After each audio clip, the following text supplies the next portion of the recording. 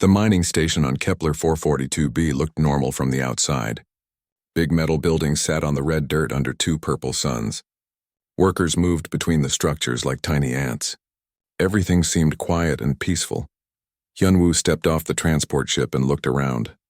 He was tall and thin, wearing the blue uniform of the Terran Federation. His job was to check mining stations and make sure they followed the rules. Today felt like any other day. Another boring inspection, he said to himself. He had done this job for 5 years. Most of the time he found small problems. Workers not wearing safety gear. Machines that needed fixing. Nothing important, but something felt wrong today. The workers looked nervous. They kept looking at the ground when he walked by. The station manager, a gray alien with 4 arms, talked too fast and smiled too much. "Welcome, welcome," the manager said. "Everything is perfect here. Very good mining, very safe. No problems at all." Hyunwoo nodded but kept watching. Good inspectors learned to trust their feelings. Right now his feelings said something was hidden here. He walked through the main buildings first. The machines hummed loudly. Rocks moved on long belts.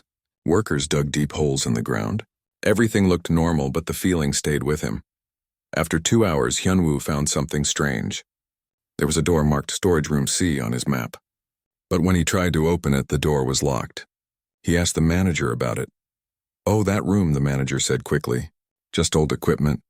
Nothing important." "The lock is broken." Hyunwoo stared at the alien. In 5 years of inspections, he had never found a locked door in a storage room. "I need to see inside. Really, it is nothing. Just old tools and open it now." The manager's 4 hands shook as he pressed buttons on a small device. The door opened with a soft hiss. Inside was another door. This one looked much stronger. It was made of thick metal with warning signs. "What is this?" Hyunwoo asked. I do not know. This was here when we came." Hyunwoo knew the alien was lying. He called his ship on his communication device. "This is Hyunwoo. I need backup. Send Kite down here right away." Kite arrived 30 minutes later. He was older than Hyunwoo, with gray hair and smart eyes. He had been a diplomat for 20 years. Nothing surprised him anymore. "What did you find?" Kite asked. "A locked room inside a locked room. The manager says he does not know what it is." Kite looked at the metal door. He had seen doors like this before. They were used for prisons. "We are going in," he said. It took an hour to cut through the lock. When the door finally opened, cold air rushed out. The smell hit them first. It was the smell of fear and sadness and dirty clothes. They walked down a long hallway with lights on the ceiling. At the end were more doors. These doors had small windows. Kite looked through the first window and stopped breathing. Inside was a small room with a thin bed and a bucket. Sitting on the bed was a little girl. She had black hair and was wearing torn clothes. She looked up at the window with big, scared eyes. "Dear God," Kite whispered. They opened the door. The little girl moved back against the wall. "Please do not hurt me," she said in perfect human language. "We are not going to hurt you," Kite said softly. "What is your name?" "Da-un. I am 13 years old. Are you human too?" Hyunwoo felt sick. A human child. Locked in a prison cell. "How long have you been here?" 3 years. Maybe more. I stopped counting." Kite and Hyunwoo looked at each other. Then they ran down the hallway, opening every door. Behind each door was another child. Some were boys, some were girls. The youngest looked about 6 years old. The oldest was maybe 14. All of them were human. There were 47 children in total. They sat in their small rooms like broken dolls. Some cried when the doors opened. Others just stared with empty eyes. They all wore the same torn clothes. They all looked too thin. Kite knelt down next to a small boy. "What is your name?" "Woobin," the boy said. "Are you here to take us home?" The question hit Kite like a punch in the stomach. Home. These children had been stolen from their homes and locked in this terrible place. "Yes," Kite said. "We are here to take you home." Da-un, the 13-year-old girl, stood up slowly. "They said our parents were dead. They said no one was coming for us. They said we were forgotten." "That was a lie," Hyunwoo said. His voice was shaking with anger. "No human child is ever forgotten." The children began to cry. But these were not sad tears. These were tears of hope. Kite spoke into his communication device. "This is Kite. I need medical teams down here right now. And I need to speak to Earth Command immediately. What should I tell them? Came the reply. Kite looked at the 47 children standing in the hallway. Some held hands. Others leaned against the walls. All of them looked at him with hope in their eyes. Tell them we found something that is going to change everything, Kite said. Tell them we found imprisoned human children. And tell them to prepare for war. The youngest child, a little girl who could not be more than 6 years old, walked up to Kite. She had big brown eyes and messy black hair. Mister, she said in a tiny voice, my name is Yuna. Will you really take us home? Kite picked up the little girl and held her close. Yes, Yuna.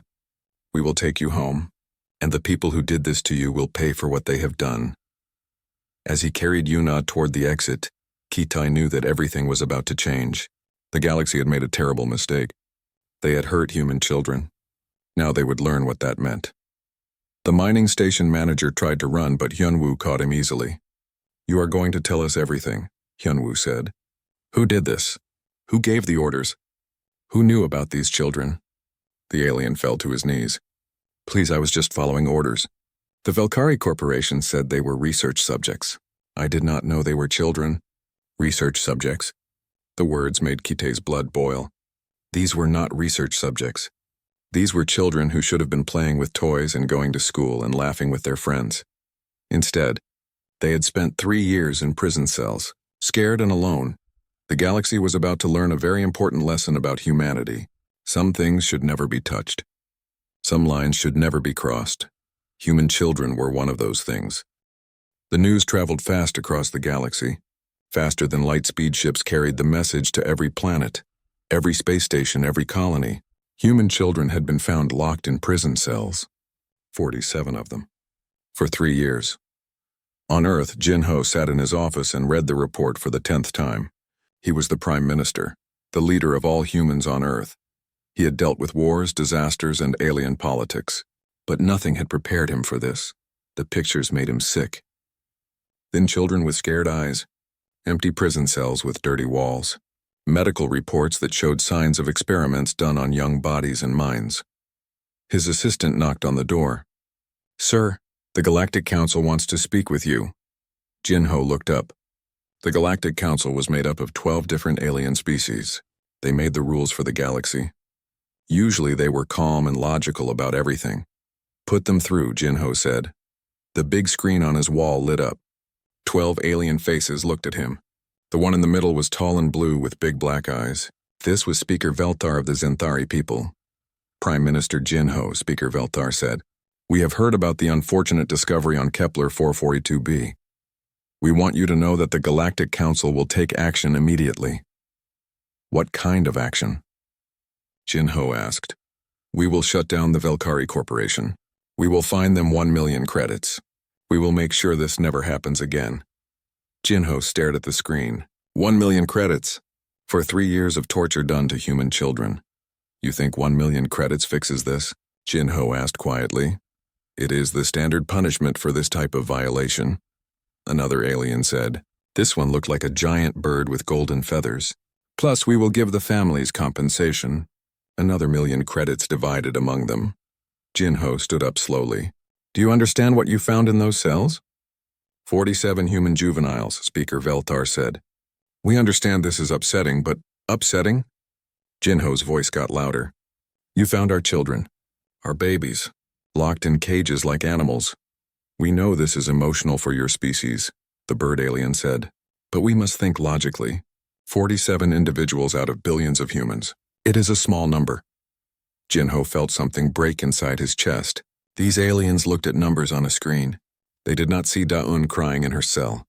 They did not see little Yuna asking if someone would take her home. You want to know what this means? Jinho asked. Let me tell you exactly what this means. He pressed a button on his desk. The screen changed to show pictures of the children when they were found. Dirty faces, torn clothes, eyes full of fear. This is what it means, Jinho said. Every human on Earth, on Mars, on every colony in space, they are all looking at these pictures right now. They are all thinking the same thing. Someone hurt our children. The aliens on the screen looked uncomfortable. Some whispered to each other.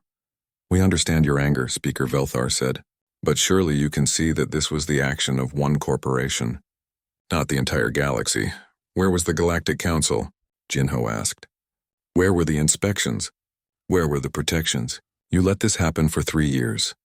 In another part of Earth, Nari sat in a meeting room with Earth's top military leaders. She was young for such an important job, only 35 years old. But she was smart and understood both war and politics. The aliens do not get it, General Park said. He was an old soldier with scars on his hands. They think we will take their money and forget about this. They do not understand humans, Nari agreed. They have never seen what happens when we protect our young. She stood up and walked to a big window.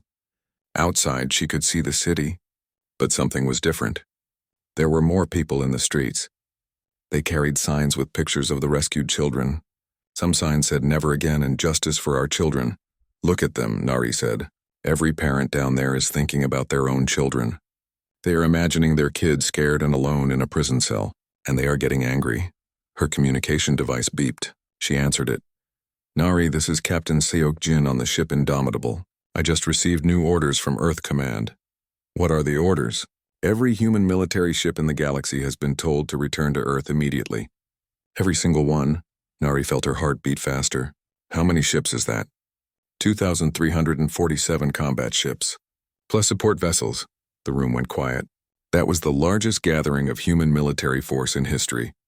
Back in the Galactic Council meeting, Jinho was still talking to the 12 alien leaders. You want to treat this like a business problem? He said. Pay some money and move on. But you made one mistake. What mistake? Speaker Velthar asked. You forgot that humans do not think like you. We do not see numbers. We see faces. We do not see acceptable losses. We see our children crying for help. On the screen, Jinho could see some of the aliens talking to assistants off camera. They looked worried now. Prime Minister, the bird alien said. What exactly are you saying? Jinho leaned forward. I am saying that you have awakened something that was sleeping. For 50 years, humans have been peaceful. We have followed your rules. We have been good members of the galactic community. He paused and looked directly at each alien face on the screen. But you touched our children. You let them suffer. You let them think they were forgotten, and now every human in the galaxy knows about it. We will punish the guilty parties, Speaker Velthar said quickly. We will make new laws. We will... It is too late for that, Jinho said. You want to know what imprisoned human children means? It means you just turned 3 billion peaceful humans into something you should be very afraid of. The transmission ended. Jinho sat back in his chair and closed his eyes. He thought about his own daughter, safe at home with her mother. He thought about Daun and Yuna and all the other children who had not been safe. His assistant came in again. Sir, I have reports from across Earth. Military recruitment centers have lines around the block. Weapons factories are adding extra shifts. The space shipyards are asking for emergency funding to build more ships. Jinho nodded. This was what he expected. This was how humans worked. Touch their children, and the whole species became a weapon. On the space station orbiting Jupiter, Captain Seok Jin looked out at the stars. His ship was one of the largest in the human fleet. It carried 2,000 crew members and enough weapons to destroy a small moon. But right now, all he could think about were 47 children in prison cells. His first officer, Commander Lee, walked up to him. Captain, we just received a message from Earth. The Prime Minister wants to speak to the fleet commanders. Put it through. Jinho's face appeared on the screen. He looked tired but determined. Captains, he said, you have all heard about the children. You have seen the pictures. You know what was done to them, Seok Jin nodded. Every person on his ship had seen the pictures. Some of the crew members had children of their own back on Earth. The Galactic Council thinks this can be solved with money and apologies. Jinho continued. They think humans will forget and forgive. They are wrong. The Prime Minister's voice got stronger. We are not going to war for revenge. We are going to war for justice. We are going to make sure that no child, human or alien, ever suffers like this again. And we are going to show the galaxy what happens when someone hurts our young. The transmission ended. Seok Jin looked around his bridge. His crew was ready. They had always been ready to fight for Earth. But this was different. This time they were fighting for children who could not fight for themselves. In the deep space between stars, 2,000 human warships turned toward Earth. They moved like a pack of hunting wolves, silent and deadly. The galaxy was about to learn what imprisoned human children really meant. The medical ship carrying the 47 children landed on Earth 6 days after their rescue. Crowds of people waited at the spaceport. Parents held their own children close. News reporters stood ready with cameras. Government officials wore serious faces. But when the children walked down the ramp from the ship, everything went quiet. They looked so small, so fragile. Some held hands with each other. Others walked alone, looking at the ground. A few cried when they saw the crowds of people. Da-Yoon was the first to speak to the reporters. She was still thin from her time in the prison, but she stood straight and tall. "My name is Da-Eun," she said into the microphone. "I am 13 years old. For 3 years I lived in a cell. I thought no one cared about us. I thought we were forgotten." She paused and looked at all the people watching her. "I want to ask the alien leaders a question. Why did you let them hurt us? Why did no one come to check on us? Why did you not care?" The reporters wrote down every word. The question would be heard across the galaxy within hours. In a hospital outside the city, doctors worked to help the children get healthy again. Heejin was the best child doctor on Earth. She had treated sick children for 20 years, but she had never seen anything like this. The children were scared of everything. Loud noises made them hide. Closed doors made them panic. Some would not eat because they thought the food might be poisoned. What did they do to these kids? Heijin asked Dr. Kim, another doctor helping with the children. "Look at these medical reports," Dr. Kim said. He showed her a thick file of papers. They tested drugs on them. They did brain scans while the children were awake. They took blood samples every day. Heijin felt sick. They used them like laboratory animals. Worse than animals. At least animals get some protection. Little Yuna, the 6-year-old girl, was in the room next door. She sat on a hospital bed holding a stuffed bear that someone had given her. When Heejin walked in, Yuna looked up with big eyes. "Dr. Lady," Yuna said, "are the bad people going to come back?" Heejin sat down next to the bed. "No, sweetie. The bad people will never hurt you again." "How do you know?" "Because all the good people in the galaxy are very angry about what happened to you. They are going to make sure you are safe forever." Meanwhile, across Earth, something amazing was happening. People who had never thought about joining the military were walking into recruitment centers. Wu Jin had been a terraforming engineer. His job was to make dead planets into places where people could live. He was a peaceful man who loved creating life, not destroying it. But when he saw the pictures of the children, something changed inside him. He walked into the military recruitment center in his city. The sergeant at the desk looked surprised. "Can I help you, sir?"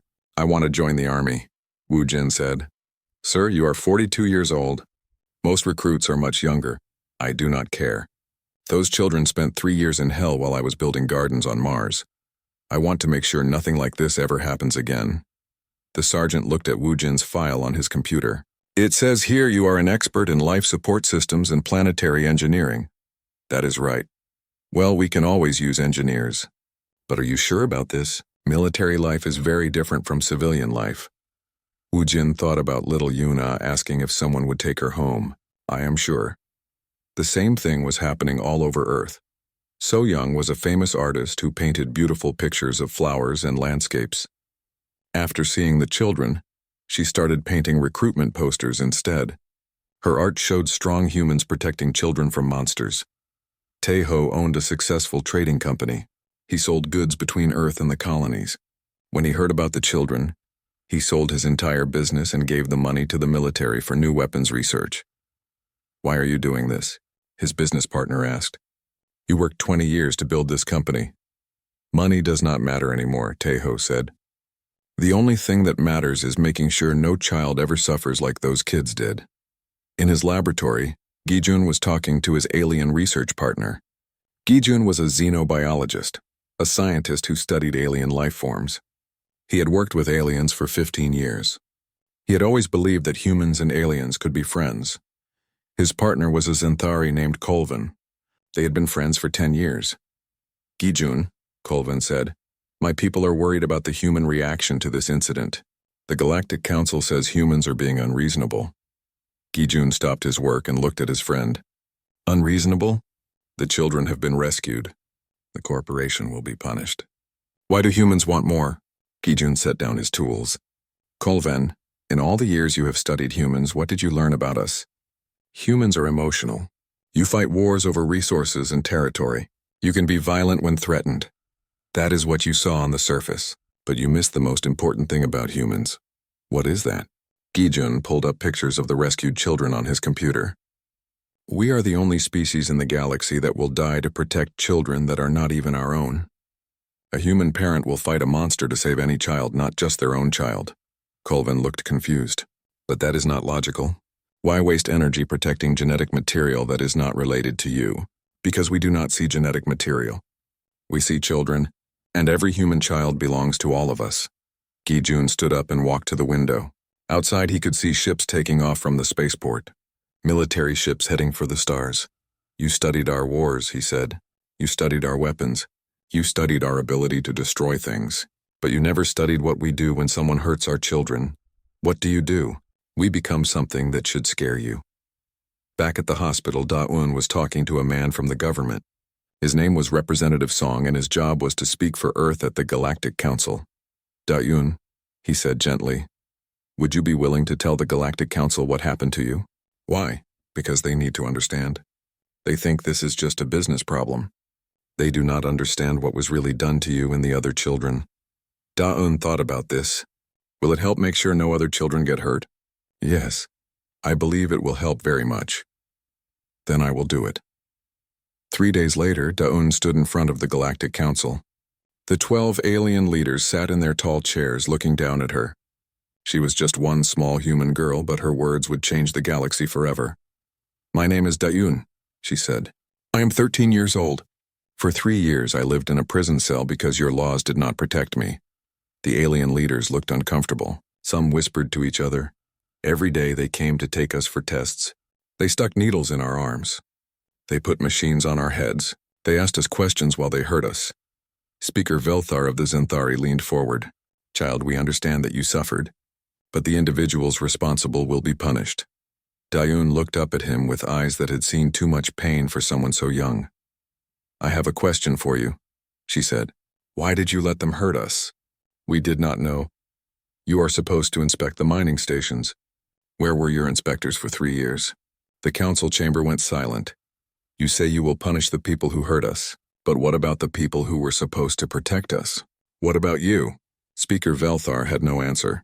Da-un continued, I want you to know something. When I was in that cell, scared and alone, I used to dream that someone would come to save us. I dreamed that the grown-ups would come and take us home. She paused and looked at each alien face. But you never came. The only reason we are free is because one human inspector found us by accident. If he had not been curious about a locked door, we would still be in those cells. The alien leaders looked at each other. For the first time, they began to understand what they had really done. They had not just failed to punish a crime. They had failed to protect children, and now 3 billion humans knew about that failure. In space, the human fleet was almost ready. 2,000 warships floated near Earth like sleeping giants. On each ship, crews prepared for something that had never happened before. They were not preparing to conquer territory or steal resources. They were preparing to make sure that what happened to 47 children would never happen again. The galaxy was about to learn a lesson that would last forever. 6 months had passed since the children were found. The galaxy had changed, but not in the way the alien leaders expected. Earth had become quiet. Too quiet. All human trade ships had returned home. All human diplomats had left alien worlds. All human colonies had closed their borders. It was like humanity had pulled back into itself, gathering strength. Changmin sat in a dark room deep under the Earth's surface. He was the new director of justice operations, a job that had not existed before the children were found. His work was simple but terrifying. Find every person who had hurt the 47 children. On his desk were files with pictures and information about hundreds of aliens, scientists who had done experiments, guards who had watched the children suffer, officials who had known about the prison and done nothing. Status report, Changmin said to his assistant. We have located 63 of the 78 individuals on the list. The Velkari Corporation executives are hiding on a planet called Theta 9, beyond Galactic Council space. How far beyond? Very far. It would take our fastest ships 3 months to reach them. Changmin smiled, but it was not a happy smile. Good. That gives us time to prepare a proper welcome for them. In the Galactic Council chambers, panic was setting in. Speaker Velthar looked at reports from across the galaxy. Everywhere humans had been, they were gone. Trade routes that had operated for 50 years were empty. Colonies that had been peaceful were now silent. The economic impact was huge. Humans had been involved in almost every major business in the galaxy. Without them, food shipments stopped. Medical supplies ran short. Technology trade collapsed. "We need to fix this situation," Speaker Velthar said to the other council members. "The human reaction is damaging the entire galactic economy." "What do they want?" asked Councillor Thekmar, the bird alien with golden feathers. "We punished the Velkari Corporation. We paid compensation to the families. What more can we do?" "Maybe we should ask them," suggested Councillor Brindy, who looked like a giant flower with many arms. "We have tried to contact Earth many times," Speaker Velthar said. "They will not respond to our messages." That was not completely true. Earth had sent one message to the Galactic Council 3 months ago. It was very short. "Surrender every individual involved in the imprisonment and experimentation of our children. All of them, immediately." The Council had sent back a long message explaining why this was impossible. Some of the individuals had committed suicide. Others had disappeared. The Velkari executives were beyond Council authority. Earth's response had been even shorter. "Then we will come for them ourselves." After that, silence. Now Admiral Yejun commanded the largest human fleet ever assembled. 3,000 ships floated in the dark space between stars. They had been waiting there for 2 months, hidden from alien sensors. His bridge crew was quiet and focused. These were not young soldiers looking for glory. These were experienced men and women who had children of their own back on Earth. "Admiral," his communications officer said, "we are receiving a transmission from the Galactic Council." "Put it through." Speaker Velthar's blue face appeared on the screen. He looked tired and worried. "Admiral Yejun, I request permission to speak with you about the current situation." "Speak," Yejun said simply. "The Galactic Council is prepared to offer new terms. We will increase compensation to the affected families. We will create new laws to protect all children. We will establish inspection protocols." "No," Yejun said. "Excuse me? You had 50 years to create laws protecting children. You had 50 years to do proper inspections. You chose not to. Now it is too late for laws." Speaker Velthar leaned forward. "Admiral, surely we can reach some agreement." "What do humans want?" "Justice. We are willing to discuss." "There is nothing to discuss. You will surrender every individual who participated in the imprisonment and torture of our children. You will do it now." "That is impossible. Some of these individuals are citizens of Council member species. We cannot simply hand them over to human justice." Yejun stared at the alien leader. "Then you have chosen war." "War? Over 47 individuals out of trillions in the galaxy? Admiral, please be reasonable." "You still do not understand," Yejun said quietly. "Those were not just 47 individuals. Those were our children, and we will burn down the galaxy before we let anyone hurt our children again." The transmission ended. On the peaceful world of Corvin Prime, Ambassador Thelen was having an emergency meeting with his advisors. The Corvin were the most peaceful species in the galaxy. They had not fought a war in 1,000 years. "The humans are not behaving logically," his military advisor said. "Our computers show they cannot win a war against the entire Galactic Council." "What do the computers show about casualties?" Thelen asked. The advisor's tentacles turned pale. "Even if we win, the casualties would be enormous. Humans fight differently than other species. They do not surrender when defeat is logical. They fight until they are all dead. And how do they fight when defending their young? According to historical data, they become unstoppable." Thelen had requested a meeting with Earth's military representative. Her name was Mi Kyung, and she had arrived that morning on a small diplomatic ship. "Commander Mi Kyung," Thelen said as she entered his office. "Thank you for agreeing to this meeting." Mi Kyung was a small woman with hard eyes. She wore a simple military uniform with no decorations, but Thelen could sense the danger in her like a sleeping volcano. "What do you want?" she asked. "Peace. The Corvin people have no desire for war. We want to find a solution that satisfies both sides." "There are not two sides," Mi Kyung said. "There are people who hurt children and people who protect children. Which side are you on?" "We are on the side of peace." "Peace?" Mi Kyung laughed, but it was not a pleasant sound. Where was peace when Da-un was crying in her cell? Where was peace when little Yuna thought she was forgotten? Thalen's tentacles curled nervously. We understand your anger. But surely reasonable beings can find a peaceful solution. You want to know what would satisfy human justice? Mikyung asked. Yes. Every cell where our children were held will be destroyed. Every scientist who touched them will face human courts. Every official who knew and did nothing will answer to us. And if the Galaxy Council refuses, Mikyung looked directly into Thalen's large eyes. Then you will discover why every predator species in the galaxy learned to fear humans. You just made every human parent into a predator. But the economic damage, we do not care about economics. We do not care about trade. We do not care about your galactic civilization. What do you care about? Our children, and making sure no child ever suffers like ours did. Thelen felt a chill run through his body. Commander, our military experts say that humans cannot win a war against the entire galaxy. Your experts are wrong about one thing, Mikyung said. What is that? You think this is about winning and losing. This is not about victory. This is about justice, and we will get justice even if we have to drag every alien leader to Earth in chains. After Mikyung left, Thelen called an emergency session of the Corvin High Council. The news he brought made them all afraid. The humans are not bluffing, he told them. They really will go to war over this. But it is illogical, said Council Elder Morven. They cannot possibly win. That does not matter to them. They would rather die fighting for their children than live knowing we hurt them. The council chamber fell silent. There is something else. Thelen continued. I had our computers analyze human military history. Every time humans have fought to protect their young, they have won. Every single time. But those were wars against other humans. No, they fought against predators, against diseases, against natural disasters, against anything that threatened their children. And they always found a way to win. Elder Morven's tentacles trembled. What do you recommend?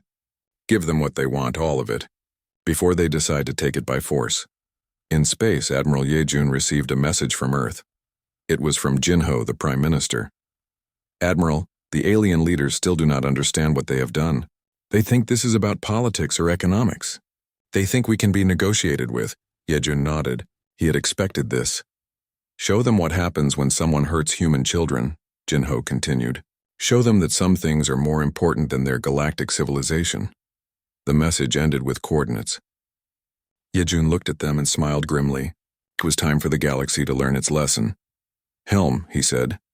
Set course for the Velkari homeworld. Maximum speed. Yes, sir. Should I send word to the fleet? No need. They will follow. Behind him, 3,000 human warships began to move. They moved like a pack of hunters who had found their prey. The galaxy was about to discover what imprisoned human children really meant. The Velkari homeworld had never seen anything like it.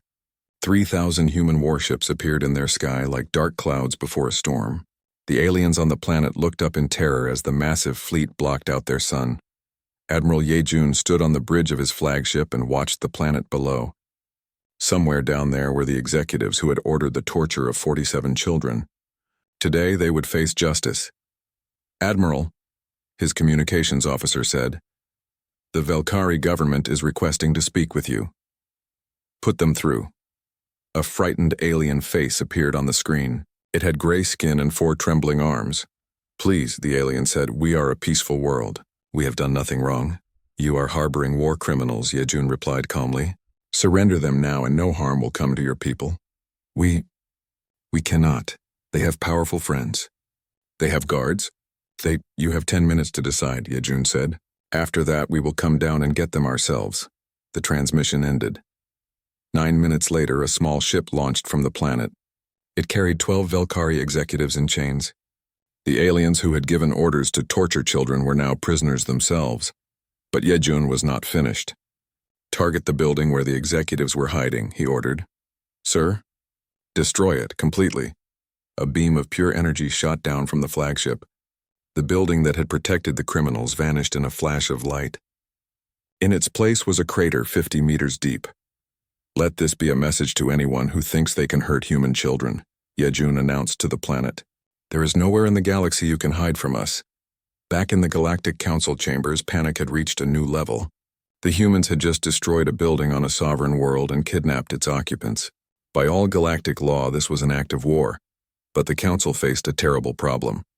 Their combined fleets were powerful, but the humans were fighting like cornered animals protecting their young, and cornered animals were the most dangerous creatures in the universe. "We must negotiate," Speaker Velthar said to the other council members. "The humans have shown they will not be stopped by reason or law." "What do they want now?" asked Councillor Thekmar. Before anyone could answer, a new transmission came from the human fleet. This time it was not Admiral Yejun speaking. It was Diane, the 13-year-old girl who had spent 3 years in a prison cell.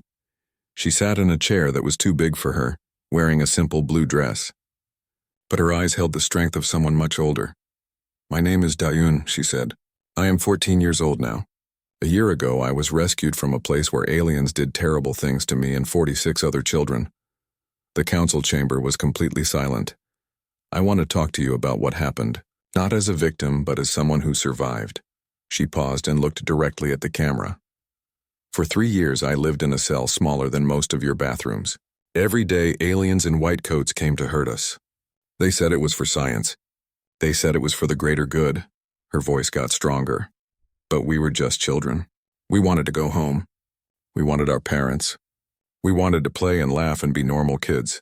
Speaker Velthar felt something strange in his chest. Was this what humans called emotion? "You want to know why humans are so angry?" Diane continued. "It is not because you hurt us. It is because you let it happen. You are supposed to protect everyone in the galaxy, but you failed to protect us."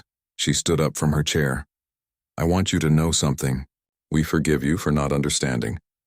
Humans are different from other species. We know that. But we will never again let you forget what happens when someone hurts human children." The transmission ended, but her words echoed in the council chamber. Councillor Brindy was the first to speak. "That child, she has seen things no young being should see. And she forgives us," Speaker Velthar said quietly, "even after what we allowed to happen to her." "The humans are not seeking revenge," realized Councillor Thekmar. "They are seeking justice." For the first time, the alien leaders began to understand the difference. 3 days later, the Galactic Council surrendered completely. They handed over every individual who had been involved in imprisoning the children. They agreed to destroy every facility where the children had been held. They signed a new treaty that gave humans the right to inspect any installation in the galaxy where children might be present. But the humans were not finished. Jun Seo, Earth's new ambassador to the Galactic Council, stood before the alien leaders with a document in his hand. "This is the Human Accords," he announced. "New laws that will protect all children of all species throughout the galaxy." He placed the document on the council table. "From now on, any facility that houses juveniles of any species will be inspected monthly by joint human-alien teams. Any individual who harms a child will face trial on Earth. Any government that fails to protect children will answer to humanity." Speaker Velthar looked at the document. "And if we refuse to sign this?" Junseo smiled, but his eyes were hard. "Then you will continue to deal with 3,000 human warships in your space, forever." The Council signed the Human Accords that same day, but the biggest change came from an unexpected source. The alien species, seeing what humans did when their children were threatened, began to change their own laws. The Zenthari, who had always been logical and emotionless, suddenly created new protections for their young. The Corvin, who prized peace above all, established military units specifically to defend children. Even the warlike Drex, who had always seen children as weakness, began to understand that protecting the young was actually a sign of strength. Insu, who had been Earth's top diplomat before the crisis, explained it to a gathering of alien ambassadors. "You wanted to know what it means to imprison human children. Now you know. It means you have created a galaxy where no child of any species will ever suffer as ours did." Years passed. The rescued children grew up in a galaxy that had been remade by their suffering. Dayun, now 18 years old, became the director of Galactic Child Protection Services. Her job was to make sure that what happened to her and her friends would never happen to anyone else. She kept a picture on her desk of all 47 children on the day they were rescued. Thin, scared, but alive. Next to it was a newer picture of the same children, now healthy and happy, surrounded by friends from dozens of alien species. Little Yuna, who had once asked if someone would take her home, was now 11 years old and wanted to be a space explorer. She said she wanted to visit every planet in the galaxy to make sure all the children there were safe and happy. The galaxy had learned its lesson well. Hurt human children, and you would face the fury of an entire species. But protect all children and you would have humanity as your friend forever. Min Seok, a historian writing about these events, ended his book with these words. The galaxy learned that humanity's greatest strength was never our technology, our numbers, or our weapons. It was our absolute refusal to abandon our children. The aliens mistook our care for weakness. They will never make that mistake again. In schools across the galaxy, children of every species learned about the human accords. They learned about Daun and Yuna and the other children who had suffered, so that future children would be safe. And they learned that sometimes, the most important battles are fought not for territory or resources, but for the simple right of children to be children. The phrase imprisoned human children became more than just words. It became a reminder that some things are sacred. Some lines should never be crossed. And some people will fight to the death to protect the innocent. 20 years after the rescue, Daun stood in her office and looked out at the stars. Somewhere out there on thousands of worlds, children were playing and laughing and growing up safe. That was what it had all been for. That was what it meant. She picked up the picture of the 47 rescued children and smiled. They had not just survived their ordeal. They had transformed the galaxy, and they had made sure that no child anywhere would ever be forgotten again.